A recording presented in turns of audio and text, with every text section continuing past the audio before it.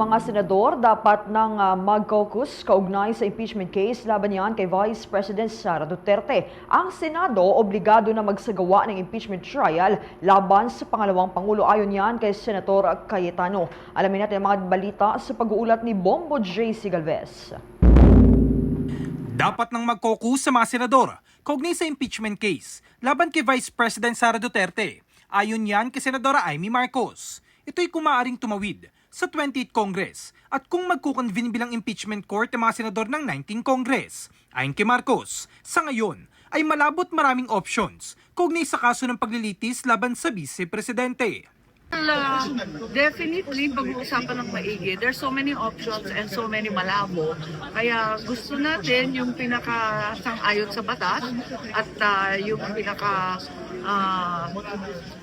mabilis din kasi, well, ilang araw na lang to, no? 10 araw na lang natitira. Wala na mapapag-usapan.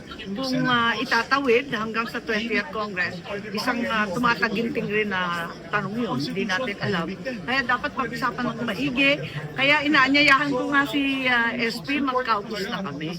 At maraming nalalabuan, maraming opinions. Di ba nag-manifest na si Senator Tolentino, nagsalita rin si Risa, nagsalita rin si Coco. Kailangan yata pag-usapan ng lahat kasi hindi lang yung tatlo ang may opinion dyan, kundi ang bawat senador. Samantala, bukas naman daw si Senador Joel Villanueva sa All Senators Caucus. Bagamat bukas ang senador, ni isang mambabatas anya ay wala pang nagmomosyon sa plenaryo ng Senado. Alam mo ako, I'm open to that. More than willing. No one has ever filed a motion here in the plenary. That's why I feel bad na parang ba't nagsasalita lagi sa media, etc. And again, be consistent with what I've been saying since day one. I don't want to talk about it. Senator Judge. Gayunpaman, nanindigan si Senador Alan Peter Cayetano na obligadong Senado na magsagawa ng impeachment trial laban kay Duterte. Anya, walang choice ang mataas na kapulungan kundi sundin ang sinasabi ng konstitusyon. Sinabi rin ng senador na naiintindihan niyang alalahanin ng mga mambabatas na hindi kumbinsidong dapat magkaroon ng paglilitis. Dagdag nito, hindi rin nakatutulong ang naging tiyempo ng impeachment complaint dahil sinumiti ito ng Kongreso sa Senado noong Pebrero 5 na uling araw ng sesyon bago magsimulang campaign period para sa 2025 midterm elections. Gayunpaman, dapat pagbotohan anya ng mga senador kung susundin ng konstitusyon.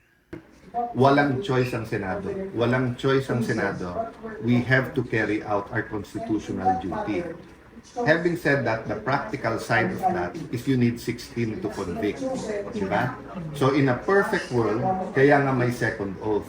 Kaya nakita nyo lahat ng interview during the campaign, diba?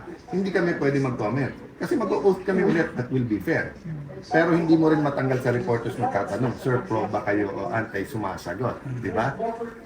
Para sa Bombo Network News, ako si Bombo J.C. Galvez nag-uulat para sa #1 and most trusted radio network in the country, Bombo Radio Philippines, Basta Radio. Bombo!